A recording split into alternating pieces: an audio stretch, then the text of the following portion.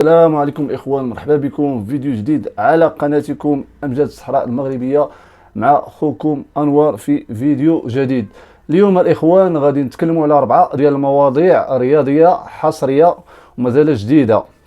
الموضوع الاول الاخوان وهو ان المغرب ومصر في نصف النهائي ديال كاس افريقيا لاقل من 23 سنه.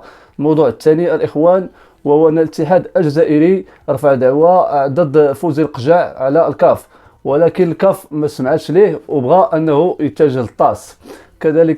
كذلك الموضوع الثالث غادي نتكلموا على ابرز تاريخ في هذا الشهر هذا اللي غتكون فيه بزاف ديال المناسبات، بينهم سحب قرعه ديال تصفيه قرعه كاس افريقيا لاختيار كاس افريقيا 2025 و 2027، وايضا اختيار 6 اعضاء جدد للجزائر. على الصراحه نشوفوا زفيت واش غادي يترسم في اعضاء الكاف ولا ما غاديش يتم الاختيار ديالو. وموضوع الرابع والاخير الاخوان ديالي وهو القانون الجديد اللي غادي يطبقوا الفيفا على جميع مباريات كاس افريقيا وكاس العالم، جميع المباريات في البطولات خصو يتعرف عليه الجمهور صراحه، باش الا صرا هذا المشكل المباراه الناس تكون عارفه هذا القانون راه جديد. قبل ما تشوف الفيديو كنتمنى تشترك في القناة وتفعل الزر ديال الجرس. ما تنساش تشجعنا بلايك. شكرا لكم. جديد اخوان ديالي، دابا نتكلموا على الموضوع الاول ديال كاس افريقيا. صراحه المنتخب الوطني كان باغي يلعب ضد المنتخب المصري، ولكن على بعد دقائق قليله المنتخب المصري استطاع انه يفوز بهدفين لصفر على منتخب الغابون، ومنتخب المالي فاز على النيجر ب2-0. ولهذا المغرب غيلعب ضد مالي، وغينيا غتلعب ان شاء الله ضد مصر في نصف 4 في شهر 7.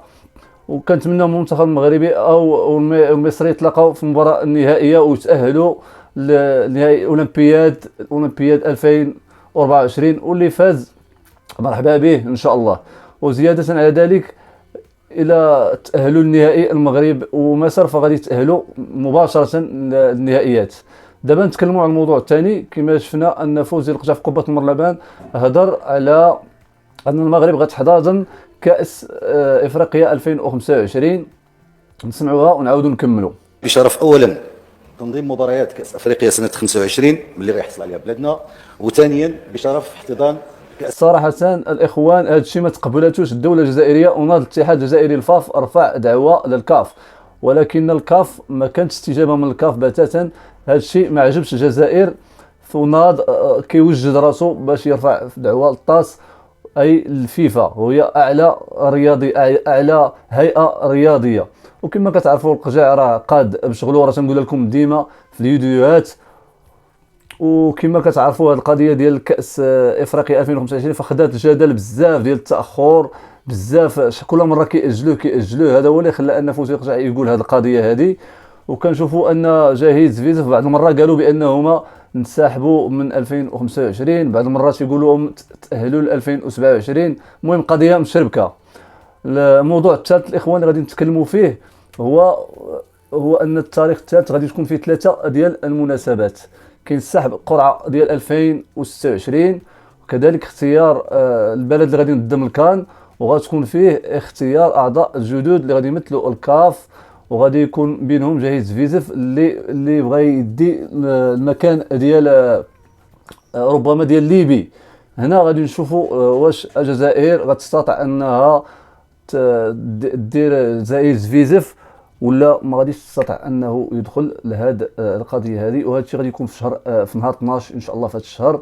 واش الجزائر قادره على انها تدخل جاهد فيزف؟ وغالبا الهضره اللي كتدور على انه غادي يكون بلاصه الشلماني الليبي، ولكن كما كنعرفوا فالشلماني الليبي فهو مدعوم من طرف القجاع وكذلك هاني ابو ريده وبزاف ديال الاخوه. فصعيب على جاهز فيز باش انه يضمن المرتبه، يضمن المكانه ديالو. المهم الايام بيننا والايام غادي تبين واش جاهز فيز غادي يقدر يظفر بهذا المكان او لا. الموضوع الرابع الاخوان ديالي وهو القانون الجديد اللي غادي يديروا الفيفا. وهذا القانون الاخوان وهو في التسلل. شحال هذه الاخوان ديالي كان تيكون واحد كتلقى يدو سابقه يدو، هذا ما غاديش يبقى يعتبر التسلل اللي غادي يولي هو خص اللاعب يكون بايد فايت المدافع الاخر في الخط ديالو خصو يكون خارج كامل، ما كانت يدو خارجه ولا نيفو. دابا كتشوفوا في هاد المباريات اللي كاينين دابا فكيكون هي الصباع ولا نص درجال ولا كتف خارج فكتعتبر تسلل. قانون جديد اللي جابته الفيفا وغادي يطبق في جميع المباريات، وهو ان خص اللاعب اخر لاعب يكون سابق اللاعب الاخير كامل، عاد غادي تعتبر تسلل. نتمنى اخوان ديالي انني نكون وصلت لكم هاد الاخبار، وشكرا لكم على المتابعه، وانتظرونا في فيديو قادم، والسلام عليكم ورحمه الله تعالى وبركاته.